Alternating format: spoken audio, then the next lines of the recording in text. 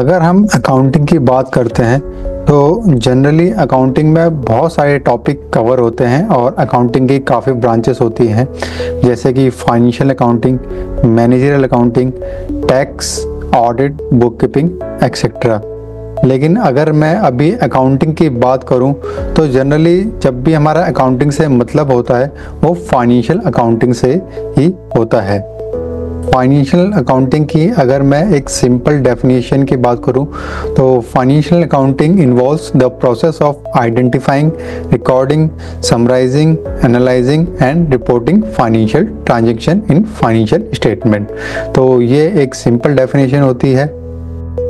Hello, मेरा नाम है उमेश गोस्वामी और अगर जो डेफिनेशन मैंने अभी आपको बताई वो थोड़ा आपको कॉम्प्लिकेटेड लगती है तो मैं अगले 10 मिनट में आपको एक्सप्लेन करूंगा इन सारी चीज़ों को, ताकि आपको सब कुछ क्लियर हो जाए। तो फाइनेंशियल अकाउंटिंग में जो सबसे पहला स्टेप होता है वो होता है आइडेंटिफाइंग फाइनेंशियल ट्रांजैक्शन। सबसे पहले आपको अकाउंटिंग में जो भी फाइनेंशियल ट्रांजैक्शन हुई है उसको आइडेंटिफाई करना होता है। This step involve recognising and selecting transaction that have a financial impact on the business.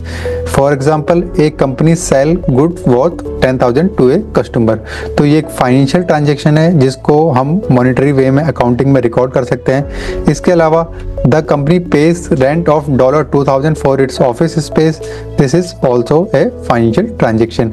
अगर हम बात करें फाइनेंशियल ट्रांजैक्शन कौन सी नहीं होती है तो वो ट्रांजैक्शन होती हैं जिनको हम मॉनेटरी वे में कैलकुलेट नहीं कर सकते, जैसे कि events like hiring an employ और अदर नॉन फाइनेंशियल ट्रांजैक्शन। तो सबसे पहला स्टेप हमने कंप्लीट कर लिया है जिसमें हमने एक ट्रांजैक्शन को आइडेंटिफाई कर लिया है। उसके बाद सेकंड नंबर पे होता है रिकॉर्ड ट्रांजैक्शन सिस्टमेटिकली। तो सेकंड नंबर पे आपको जो भी ट्रांजैक्शन है उसको रिकॉर्ड करना है।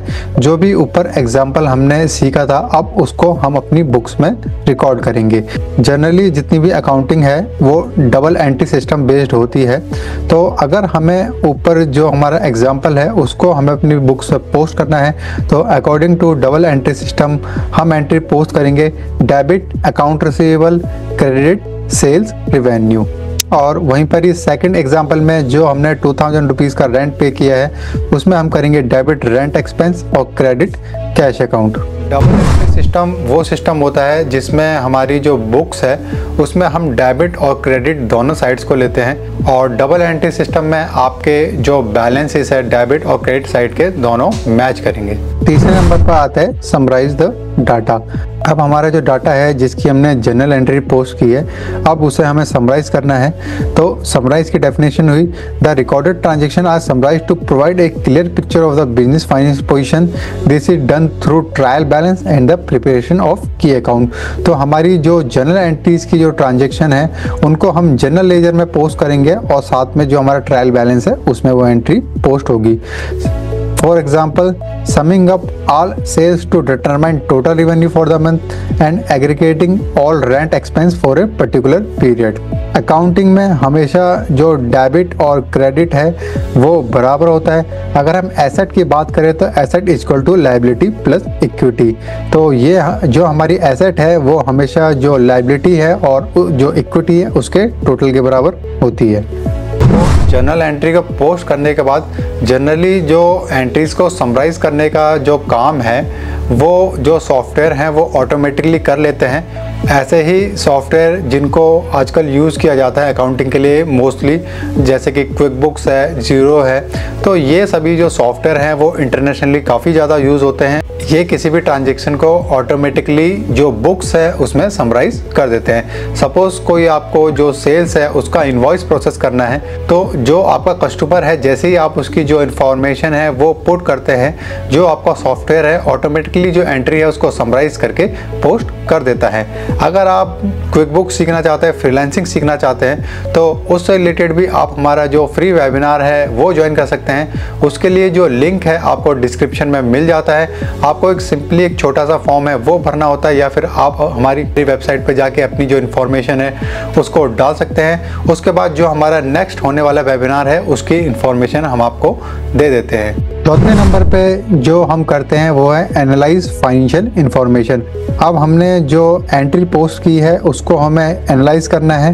After summarising it is noticed that sales revenue increased by 20% compared to the previous month, and analysis shows that expense for utilities doubled, promoting an investigation into why cost have risen। तो आप जब analyse करेंगे तो कुछ भी हो सकता है कि आपकी जो सेल्स है वो 20% से इंक्रीज हो गई हो, या हो सकता है कि जो आपके एक्सपेंसेस हैं वो भी डबल हो गए हों या कम हो गए हो। तो ये भी एक एक्टिविटी है जो फाइनेंशियल अकाउंटिंग में हमें करनी होती है।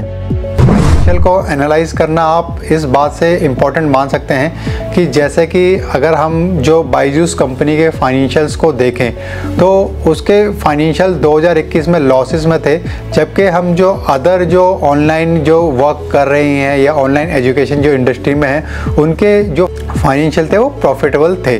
तो पहले तो जो बायजूस है उसके फाइनेंशियल भी प्रॉफिटेबल थे, लेकिन बाद में जब ऑडिट हुआ तो ऑडिट के बाद जो डेलॉयट है उसने उसके जो फाइनेंशियल थे उसमें डेफर्ड इनकम शो की, इससे उसके जो फाइनेंशियल है उसमें काफ़ी ह्यूज जो लॉसेस हैं वो शो होने लग गए। ऐसा इसलिए हुआ क्योंकि अगर हम जो किसी जो स्टूडेंट है उसने 2 साल के लिए एनरोल किया है, अगर हम उसको एज ए इनकम देखें तो जो स्टूडेंट की फ़ीस से हमें जो इनकम हुई है, अगर वो 2 साल के लिए कोर्स है तो हमें उसको 2 साल में डिवाइड करना चाहिए, ना कि जब हमने जो स्टूडेंट है उससे पेमेंट रिसीव की है उसी टाइम ही उसको जो एज ए प्रॉफिट हमें उसको अपने प्रॉफिट एंड लॉस में शो करना चाहिए। तो यहाँ पे जो रेवेन्यू रिकग्निशन है इसका इशू था। इसके साथ साथ जो बायजूस है उससे जिन भी पेरेंट्स ने लोन लिया था तो उसका जो गारंटर था वो भी बायजूस ही था। तो अगर जो पेरेंट्स है वो डिफ़ॉल्ट कर जाते हैं लोन को पे करने में तो उसकी जो लायबिलिटी है वो बायजूस पे आती है। बट इन चीज़ों को जो बायजूस अपने फाइनेंशियल में ध्यान नहीं रखा, जिससे कि उसका जो लॉस है बढ़ के और भी 3 और 4 टाइम्स हो गया।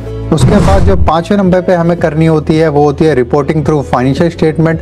Finally the analysed data is presented in A structured report like the income statement, balance sheet and cash flow statement which are shared with stakeholder.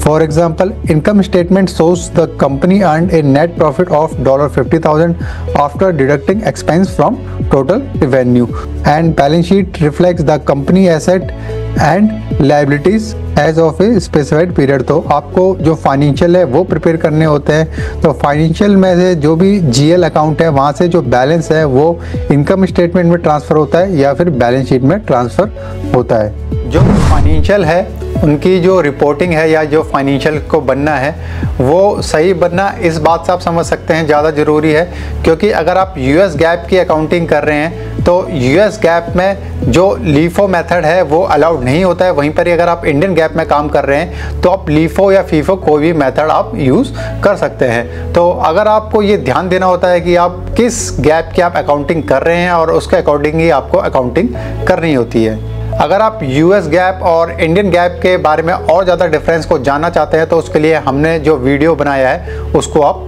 देख सकते हैं। इसके अलावा फाइनेंशियल में हमें जो आखिरी में करना होता है वो होता है फाइनेंशियल को क्लोज़ करना। तो फाइनेंशियल को क्लोज़ करने के लिए हम कुछ एंट्रीज हैं उनको पोस्ट करते हैं। तो अगर आप चाहते हैं कि जो क्लोजिंग है उसके पर भी हम एक वीडियो बनाएं तो आप नीचे कमेंट बॉक्स में मेंशन कर सकते हैं। हम उस टॉपिक को अगली वीडियो में कवर करने की कोशिश करेंगे। आज के लिए इतना ही, अगली वीडियो में मिलेंगे, तब तक के लिए धन्यवाद।